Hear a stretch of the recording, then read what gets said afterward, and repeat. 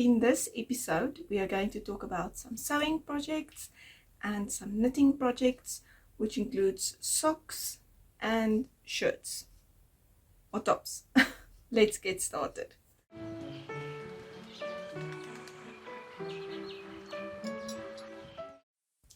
Good day everyone and welcome back to the channel. My name is Mariette, also known as Die Boervrou, and this is episode 45 of the Crafty Stitches Podcast.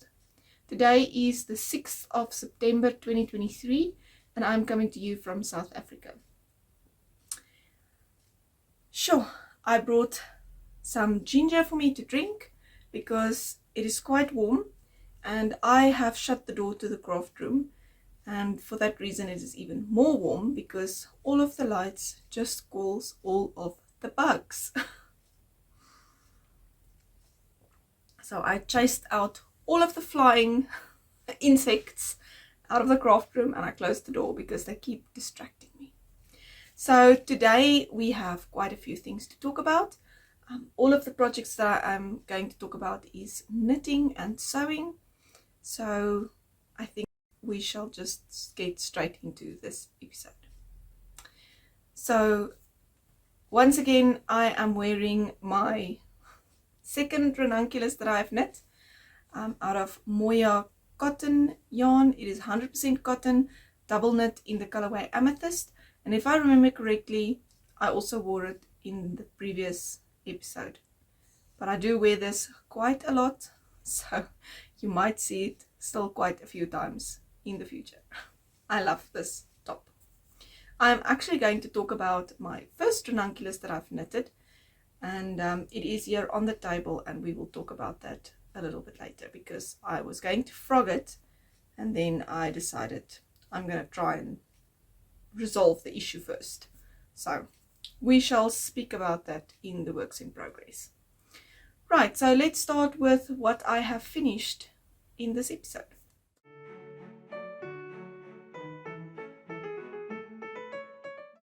Right, my first finished project is not with me anymore, so I cannot show it to you. And live. I do have, I think, 2 pictures that I will put on the screen. The one I took before the garment was ironed and before I added the buttons, and the second picture is just of it folded up into its packet going off to the client that requested it. I had quite a few things happening to me during this shirt making, and things that I've learned in sewing that I didn't know is or can be a problem. So this shirt was made with this button, and I made view B without the pockets and without this detail on top of the shoulders. Didn't add that. Anyway, so I don't want to bore you to death if you're not interested in sewing, but I'm just quickly going to share what I learned making this shirt. So number one is I'm not working with plain white cotton again. It was a little bit nerve-wracking because firstly I had to try and keep stains off the fabric after I pre-washed it, and that was already a thing. And then I used a blue Prim dressmaker's pen that is water soluble, but I had a very big incident that after the shirt was finished and I had to remove all of the pen marks and they all turned brown in this white fabric. I almost died. Anyway, so I hopped onto the internet. Thank goodness for people sharing their mistakes on the internet. And I found 2 posts of somebody mentioning that this happened to them when they were making a quilt. And because it's a water-soluble pen, you just write on like everything. I wrote the button piece numbers on them. I marked the backs. I marked all of the buttonholes. So I just went crazy with this blue pen.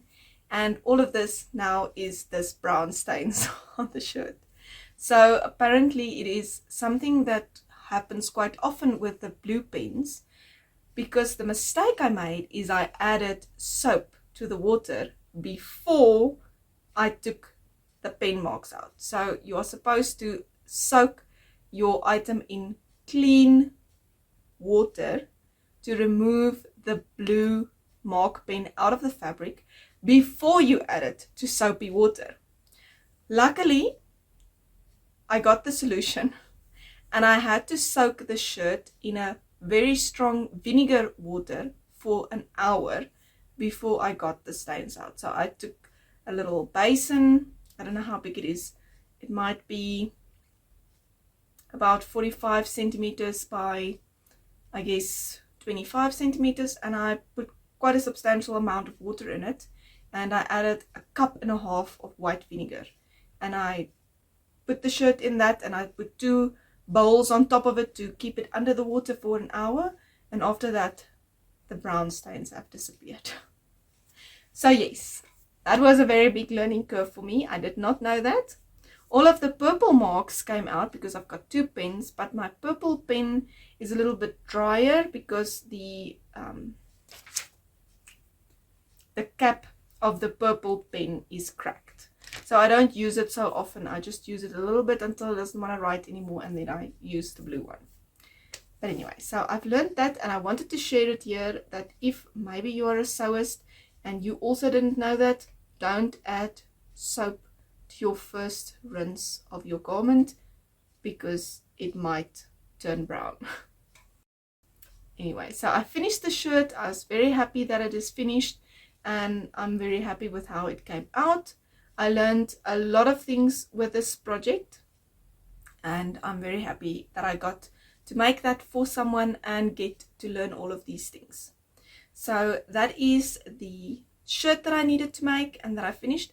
I'm sorry that I didn't take the best pictures, but after the stain incident, I was so afraid to get another stain on this shirt that the moment I finished ironing it, it went into the packet. I actually got my husband to help me to iron it, to keep the sleeves in the air so that they don't touch anything, don't touch the ironing board legs or anything and get more stains on them. So I just popped it into the packet and sealed it because I was afraid I'm getting more stains that I need to then remove again.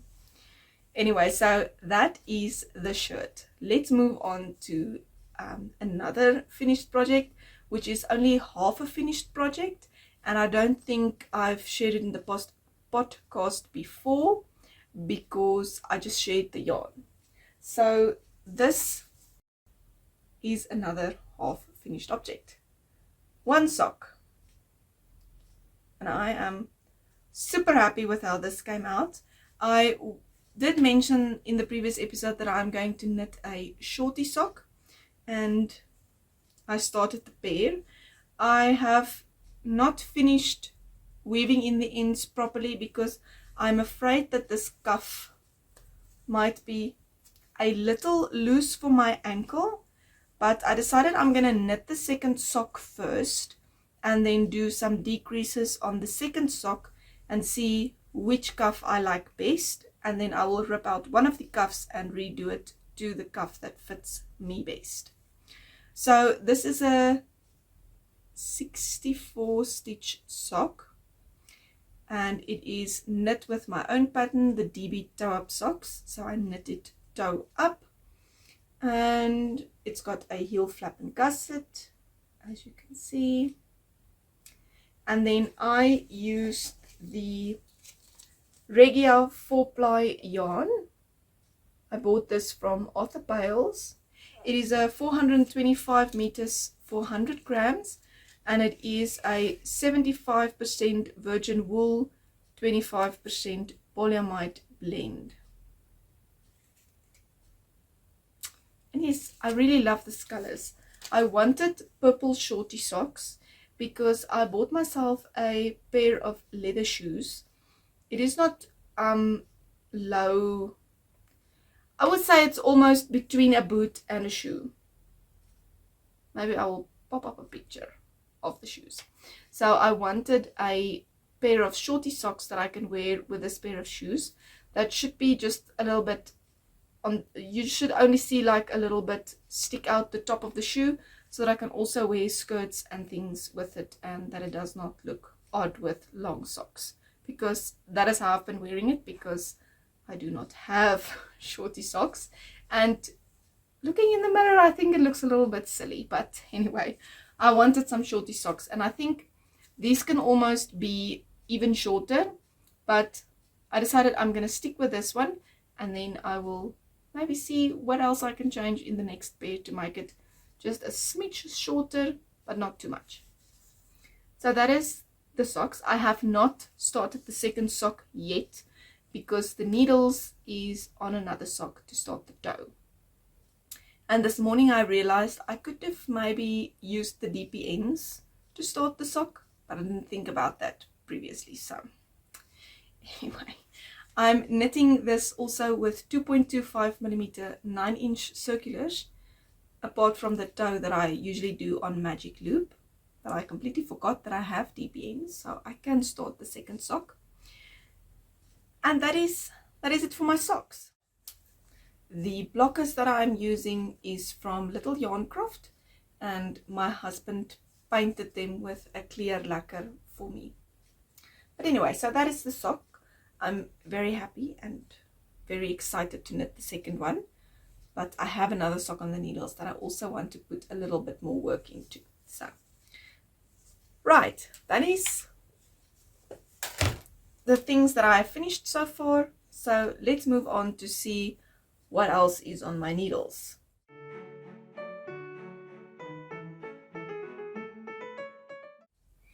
Alright, the first work in progress that I would like to share is the other pair of socks that I'm making. I'm also using Regia 4-ply yarn for this project, and this time I'm just using the solid colors, but it has the same makeup of 75% virgin wool and 25% polyamide, and it's also 210 meters on 50 grams, because these are 50-gram balls.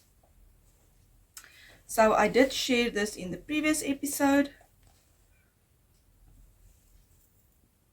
and this sock is knit cuff down. In the previous episode I was at this marker, which is a marker from Annegret from Pincushion Crafts, and I got this as a gift from my friend, so I'm very happy to be using that. And I think it really matches the yarn color. I think it's gorgeous. Anyway, so this is how far I am at this moment with this sock. Let me move this marker, I don't forget.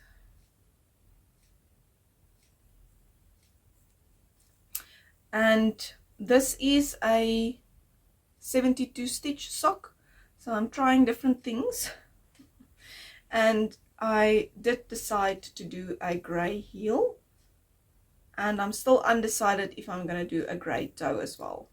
I will see when I get to the toe. I still have quite a way to go, because the foot for this sock is also 27 centimeters long. So it'll still take me a little bit. But I'm knitting this with 2.25mm needles on magic loop. And yeah, it's just the pattern that I started out knitting socks that came from an Afrikaans book, and then I adapted a few things to make it work for me, because the pattern in the book I think was written for DP ends, and I changed a few things, and then this just became my sock recipe of all the things that works for me. But anyway, so that is a sock. I think I counted this morning, I've already knitted 100 rounds.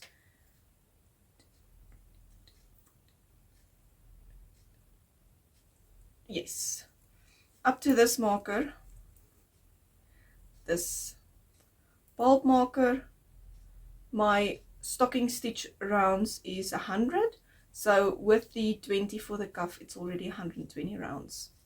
So I still have a ways to go. I think usually for my husband's socks, we do about 170 rounds from after the toe to the beginning of the cuff. So somewhere around there. So I am over halfway. Definitely over halfway. Right, that is the sock. So my second work in progress that I am working on currently is a improvised tank top that I'm making from 100% cotton yarn, which is a mercerized yarn. And this yarn unfortunately is discontinued, but this is the yarn label. It is the Al Premier double knit 100% combed mercerized cotton, and it has 108 meters on 50 grams, and I'm using two colors, ivory and mulberry, and I had double the amount of ivory to the amount of mulberry, so I am doing thick, well, 4-row stripes and 8-row stripes, I think. 2, 4, 6, 8, yes. So in the previous episode, I had these two fronts just about joined. They're at the marker also from Annegret from Pincushion Crafts. So in the meantime, I've added the back panel, but I fitted it this morning and the back panel is a little bit, is it narrow? It's not wide enough in between the straps that goes over my back. I think it needs about 6 stitches more maybe in between here. So I will frog this back and then I will add 6 more in between the two straps, and then I think it's going to be great. So that is what it is looking like at the moment. It looks very funny. This front looks fine if I put them on. So it is something like that. I now cannot really see what you can see properly, but it's something like that for the moment. But the back is a little bit, is bringing the straps in too much, so it needs to be a little bit wider. But I think it's going to look great when I can get my maths in order. Anyway, so I am thinking that I might do a little ribbing around this, because I think the straps is just a teensy bit too narrow for my liking. So I think I'll definitely do some ribbing around the neck and around the armholes. But yes, that did get a little bit of love. Unfortunately, I have to rip out a little bit of that, but it's double knit and it's knitted on a 4mm needle, so it does go quite quick. And the thing with stripes is you just want to get to the next stripe, and you just want to get to the next stripe, so it goes quite fast. Let me move the marker. I'm not sure how I'm going to mark the back. I guess I will just have to remember that I had to rip out back to the straps. Anyway, so that is the improvised tank top that I'm knitting.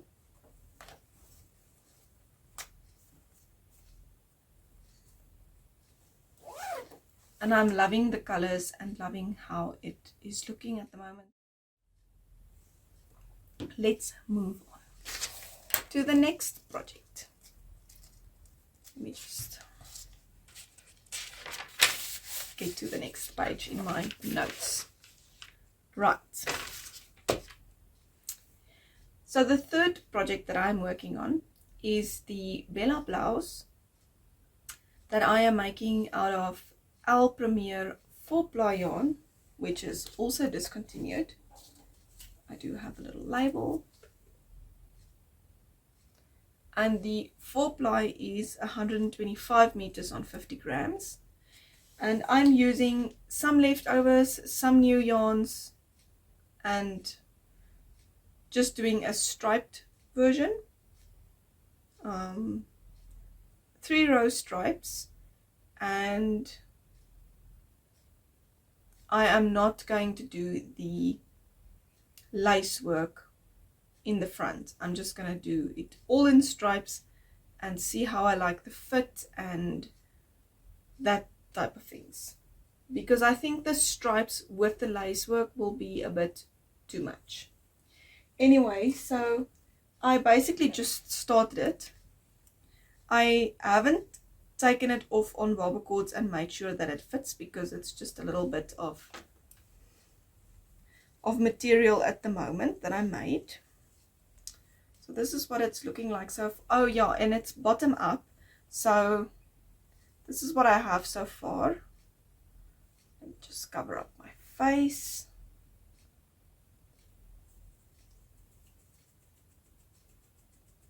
So I started with this green in the ribbing, and then I did 3 rows of the, I can't remember what this colorway is called, hazelnut or something, and the yellow, and then I just added in some navy. So I have lots and lots of different colors in this. I've got reds, I've got pinks, got blues, grays. I really love the yarn, so I have quite a lot of it. So yes, that is how far I am on the Bella blouse. Let me add a marker to it. Let's see what we have. Let's use this grey one from Annegret from Tunisian Crochet. Let's add that.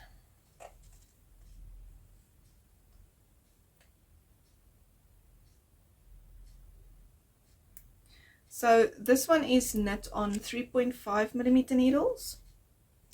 I think the ribbing was on something smaller, I cannot remember. But yes, we shall see how I feel about this very colorful garment. But that is a way to make it nice and interesting, I think. So we shall see.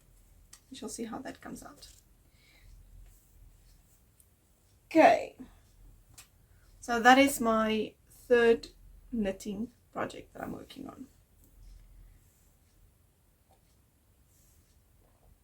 Right. Then I have one more sewing project that I want to show you that is almost finished, but not quite.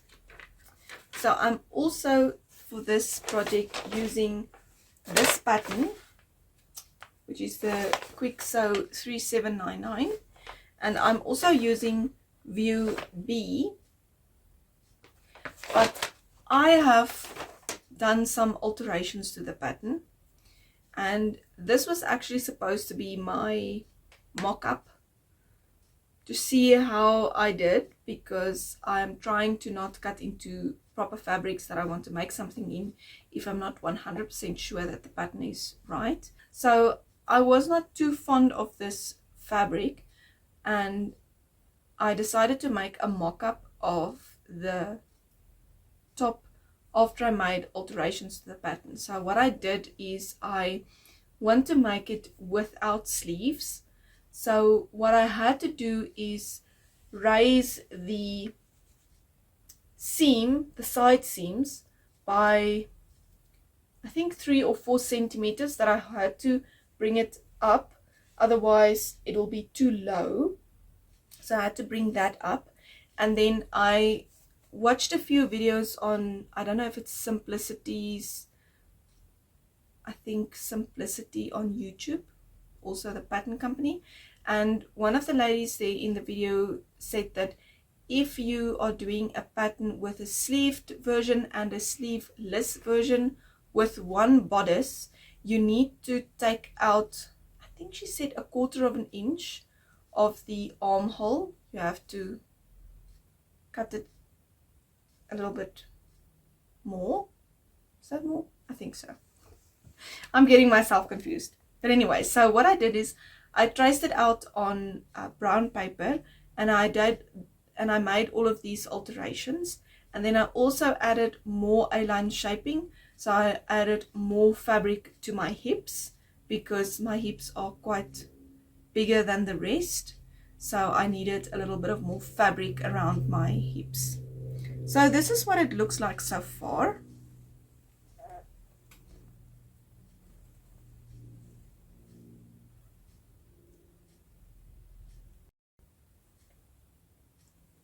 I'm not too fond of this fabric. It's got some stretch to it. So it's got quite a little bit of stretch in it. And I used the blue marker again. Yes, I did.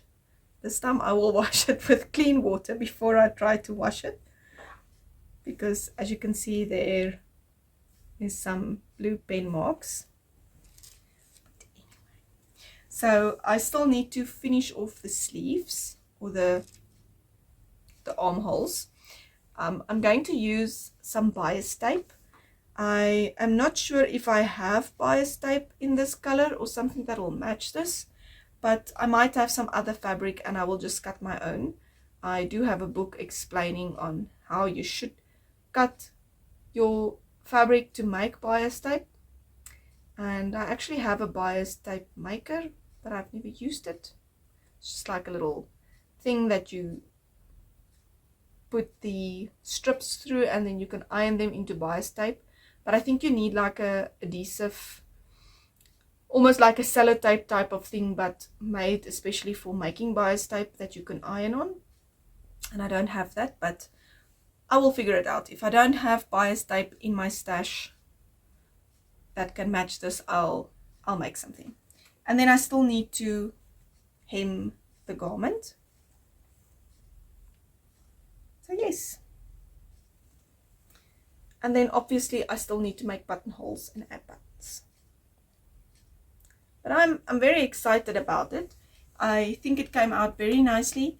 This alteration that I made by bringing this side seam up is working perfectly. It is really nice and high up. My bra doesn't show on the side.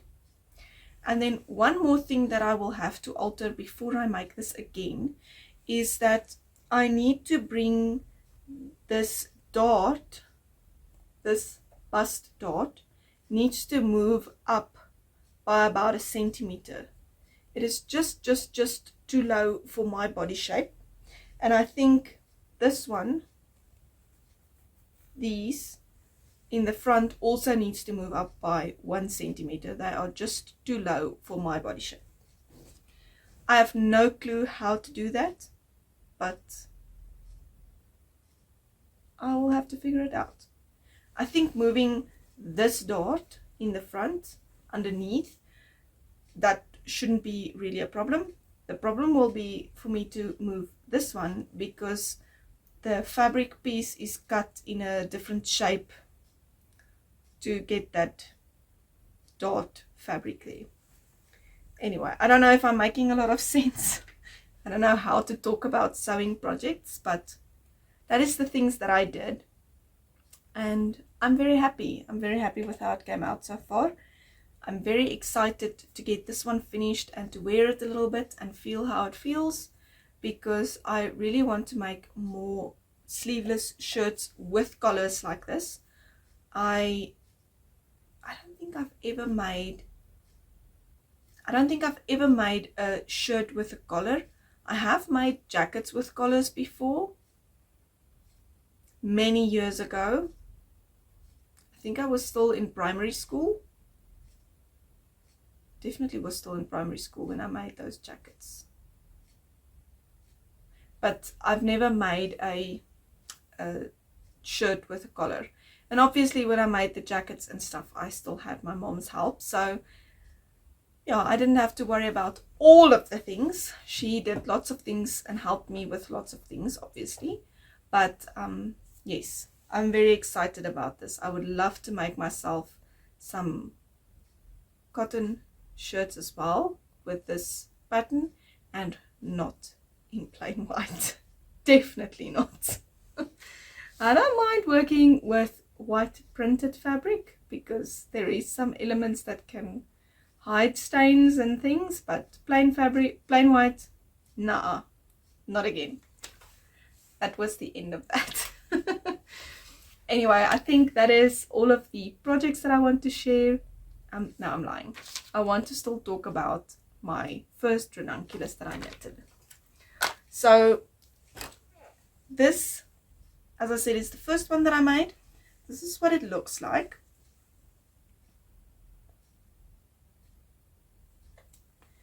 It was lying in my wardrobe for the whole winter, and I was debating on frogging it and re-knitting it. I actually marked the project page as frogged, and then I was thinking, why do I want to frog this project? Firstly, I knit this one on 5mm needles, whereas this one I knit on 4.5mm needles. It's exactly the same yarn. This is also Moya 100% cotton yarn. I think this colorway is called Topaz, and I think I used something like 20 or 30 meters more for this one than I used for this one. So this one is a little bit bigger because of the bigger gauge. And then for this one I did the front short rows as in the pattern, whereas for this one I did not. I omitted those. But I think I did the same amount of cast on stitches with a long tail cast on for this one as this one, but because this is done with a 5mm needle, the gauge is looser, and this neckline stretches out quite a lot while wearing it. So I was considering ripping out the garment and re-knitting it because of that, and then I can also get rid of the short rows in the front. But then I thought, I've worn it so many times, I'm not sure how that will be looking if I rip this out. So then someone suggested making a line of single crochet stitches in the inside of the neckline of this neck ribbing to cinch it in a little bit. I did that, but it worked to cinch it in. But what happened now is where I did the single crochets, my neckline ribbing will now just go and flop over because it's now too big, and it just went and did that. So I didn't like that, so I ripped that out. Then I was in the shop the other day and I remembered I had a question about a cowl very long ago in one of the Zoom groups, and Adela from the Yarn Creations podcast suggested that I add some elastic sewing thread to the cowl to cinch it in because I wanted it to be a little bit smaller. So I remembered that, and when I was in the shop I bought some elastic sewing thread. I think this is Prim. It is Prim, right? Yes, it is the Prim brand elastic sewing thread. So I'm going to take this and try this one and see if I maybe add 2 or 3 strands of that in the back of the neckline, just to help it keep its structure, not really cinch it in, just so that it can just hold its shape a little bit better and not go bigger and bigger during the day while wearing it. So I'm not sure how this is going to work. I'm going to do that and I will report back in the next episode, because then I will definitely be wearing this one and see if that helps at all. I could technically also just pick up the stitches just beneath the ribbing and cut the ribbing off and knit in a different direction. But I'm not sure that I want to do all of that. If this does not work, I might do that. But if that can work, then the problem is fixed. Then I can just wear this. It is a bit bigger and a bit more oversized than the one that I'm wearing, but it's not so much that I feel uncomfortable. I really like this shirt, and it's nice and cool because of the bigger gauge. It does pull a little bit more, obviously, because it's got a bigger gauge, much bigger than suggested for the yarn, but I still like this project quite a lot. So yes, I'm going to try that, and I will report back on if that worked and if it is strong enough to help hold the structure of the neckline.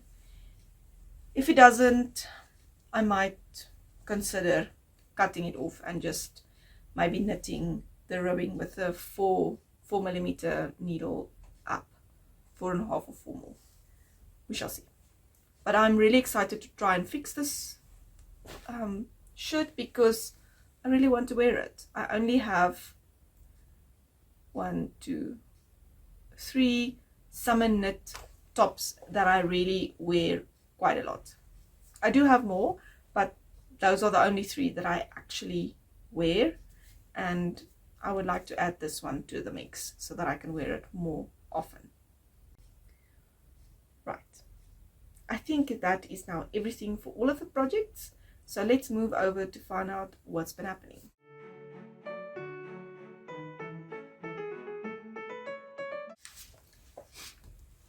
Right, I have no more news to share regarding my knitting, but I can share a little bit about life. So last weekend, I think on Saturday, my husband and I decided that we need to prune our fruit trees. So we jumped in, the 2 of us, with saws and pruning shears, and we pruned the orchard. Isn't it called an orchard? Orchard. We've got 15 trees in this part of the orchard that we are trying to build up. So we've got 10 peach trees and 5 apricot trees. We've got 2 different varieties of peach, basically. The one is called Oomsarel, so they are already flowering or budding at this stage. They are a little bit before the other variety that we have. So we cut those, and then I'm not exactly sure how pruning should be done, so we try our best. We watched quite a few videos, read a few books, and we trying our own thing. But I know that people don't really prune apricot trees that much that I've heard of, but we had this problem before that the branches in the middle of the tree actually get so big that the tree basically wants to break itself. So we do prune our apricot trees in the middle. We try and cut out some of the branches in the middle, and then problem branches that is being a problem for the tree. So that we did as well. And then we also pruned the last 5 of the different variety of peach, which is called Carcamas. So we also pruned that down. We have never really had much success with the Carcamas peach trees, that they really bear fruit. I think it's the climate where we live is not really right for them, because I think it's a little bit, they bear their fruit a little bit later, and I think it's just too late that all of the bugs and everything is just eating them all up. But anyway, so we pruned all of the trees, and we have already picked up half of the wood, because it's just the 2 of us, it's just my husband and I. So we are definitely trying to pick up the last of the wood today, so that we can get rid of it out of the orchard before all of the grass starts growing through it. So anyway, that is on our agenda for today. Still, we have to pick up all of the wood that we cut off from the trees. All right, and then on Sunday we actually rested a little bit, and I'm very proud of myself that I actually rested and did not work, because it's very hard to not work when you are at home. That is basically the only things that we have been doing is working. I've worked quite a lot outside in the garden this week already, cleaning up outside areas and so forth, because it is becoming hot inside the house and we would like to sit outside and be in nature now that I think we basically skipped spring here. Not saying that we won't get a cool day or 3 anymore, but it is quite hot. Anyway, I also have a big bread order that I need to finish, so I am baking bread every day for the rest of the week, I think into Saturday, and then I might be finished by the last baking on Saturday. So we shall see. I am very busy. My clivias is also flowering beautifully, and I thought I'd share that with you as well. Please share with me how you are doing and what you have been up to. That is it from me for this episode. Thank you so much for watching. If you're a returning viewer, thank you so much for coming back. If you are new, I hope that you enjoyed this content and that you will consider sticking around. If you like this video, please give it a thumbs up and subscribe to the channel if you'd like to see any more of my content. And I will see you in the next one. Until next time, happy crafting. Bye.